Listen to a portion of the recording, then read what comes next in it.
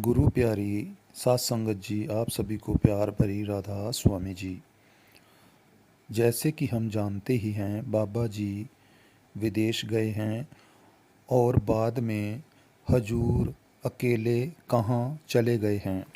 और हजूर ने बाबा जी को ऐसा क्या कह दिया कि बाबा जी ने उनको बोला, क्यों हुण की हो गया। ऐसा क्या हुआ था कि हजूर ने बाबा जी से बोला कि मुझे अपने घर जाना है। तो साथ संगत जी आज आपको यह सारी बात बताएंगे।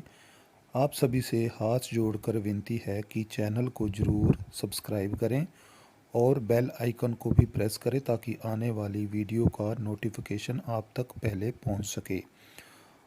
तो साथ संगत जी, बात कुछ इस प्रकार है। और संगत जी, यह हजूर जी की पहली साखी है। और कुछ भाई कमेंट में पूछ भी रहे थे कि बाबा जी विदेश क्यों गए हैं। तो बाबा जी सितंबर के महीने अक्सर विदेश चले जाते हैं। क्यों जाते हैं, यह महाराज जी की, बाबा जी की अपनी मौज है जी। तो साथ संगत जी, जैसे कि बाबा जी गए हैं तो हजूर पीछे से जब अकेले थे तो आज उन्होंने जत्था दर्शन भी नहीं दिए थे जी। और संगत जी, जैसे ही बाबा जी विदेश गए थे तो हजूर की आंखें भर आई थी, क्योंकि जो भी काम हजूर करते हैं, और बाबा जी उनके मुर्शद भी हैं, जैसे कि हमारे भी गुरु हैं, तो बाबा जी के साथ हमेशा रहते हैं। कोई काम करते हैं उनकी मंजूरी लेते हैं, जिसके कारण जब बाबा जी गए तो उनकी आंखों में भी आंसू आ गए थे, क्योंकि अपने मुर्शद के प्रति जो प्रेम होता है वो हम सब जानते ही हैं कि जुदाई बर्दाश्त नहीं होती, चाहे वो जुदाई कितनी ही देर की क्यों ना हो। और बाबा जी कल जैसे ही विदेश गए थे तो हजूर ने भी बाबा जी से एक परमिशन ली थी कि बाबा जी मैं भी अपने घर चला जाऊं। हजूर का घर मुंबई में है, उनका परिवार जो है, फैमिली है, वो मुंबई में है। और बाबा जी के विदेश जाने के बाद हजूर मुंबई पहुंच गए और अपने घर चले गए हैं।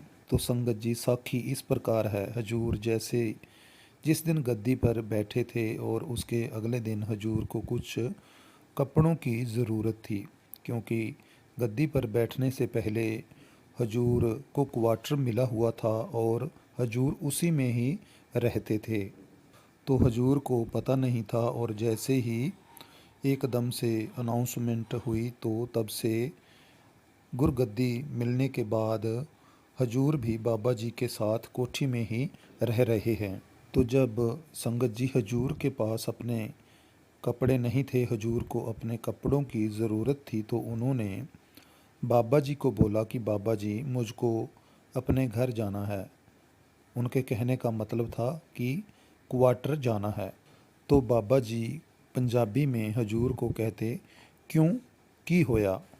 तो हजूर ने बाबा जी से दोनों हाथ जोड़कर बेनती की कि बाबा जी मेरे पास अपने पहनने के लिए कपड़े नहीं हैं, तो क्या मैं क्वार्टर में जाकर अपने कपड़े लेने जा सकता हूँ।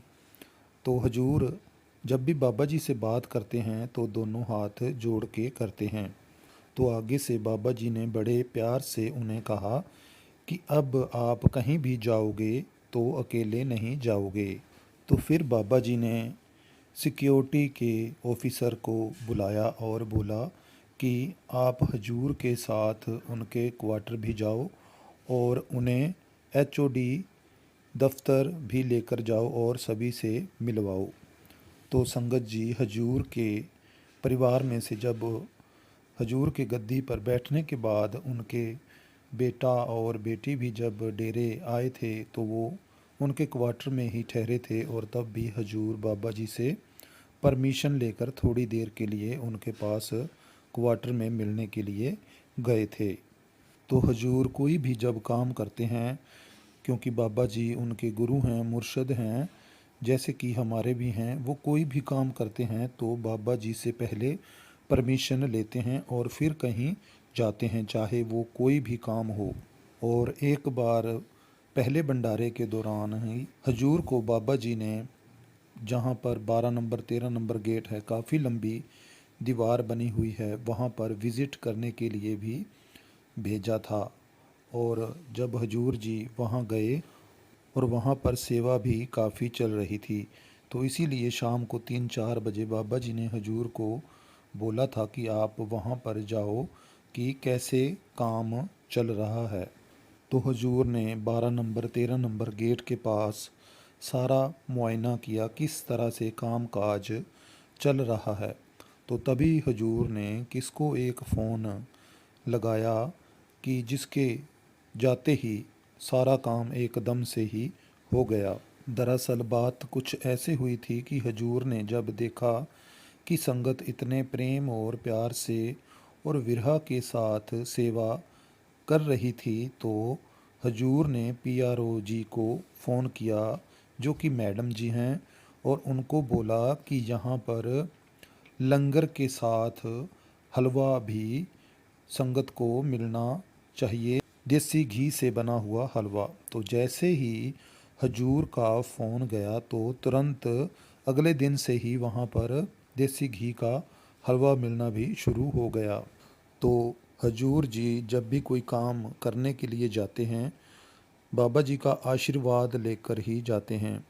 बाबा जी जब जत्था दर्शन देने के लिए नहीं गए थे, जब हजूर को वहाँ जाना पड़ा था, तो हजूर बाबा जी का आशीर्वाद लेकर ही वहाँ पर जाते हैं, चाहे वो कोई भी काम करना हो।